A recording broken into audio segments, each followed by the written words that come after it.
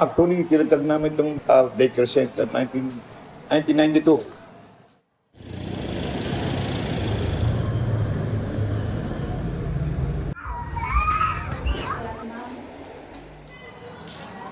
Yung daycare center namin, na unang-unang naging daycare center sa 3rd District.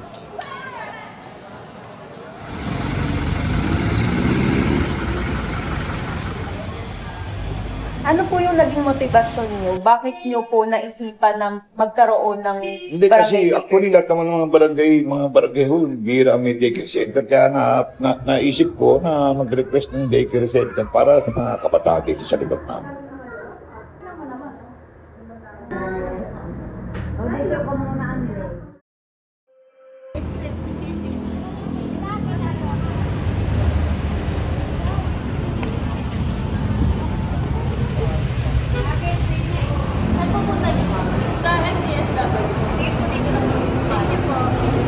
According to Manila Department of Social Welfare, there are 2,400 children currently enrolled across 53 barangay daycare centers within the District 3 in the year 2024.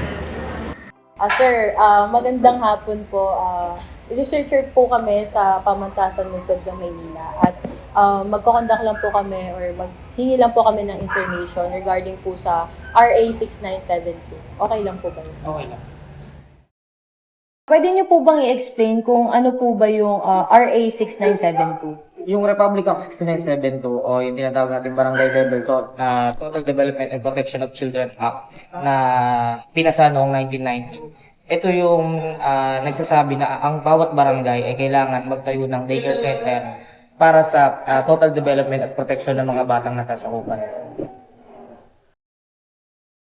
Child Development Center o yung tawag natin daycare center ay napakahalaga na maipatayo at ma-implement ng programang ito sapagkat ito yung nagiging unang eskwelahan ng mga kabataan at dito tinitingnan ang pag-develop ng kanilang mga skills, talent at yung kanilang mga motor and non-motor skills. RA 6972 or Barangay Level Total Development and Protection of Children Act establishes the requirement for daycare centers in every barangay across the Philippines. Okay, good morning po. Ano pong pangalan po nila? Josephine Gelder. Under kasi kami na Manila District where pinamamahalaan namin sa aming barangay, nag-handle ako ng mga bata.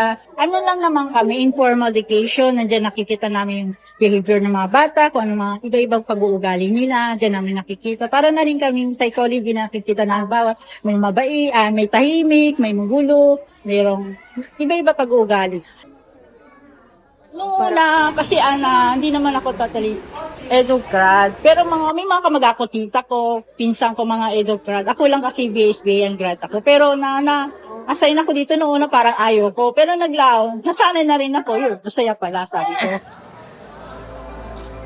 After all, Filipino children are the ultimate beneficiaries of this study. Ensuring the effective implementation of RA 6972 will lead to the creation of safe, nurturing, and setting a strong foundation for future success in education and life of every Filipino children.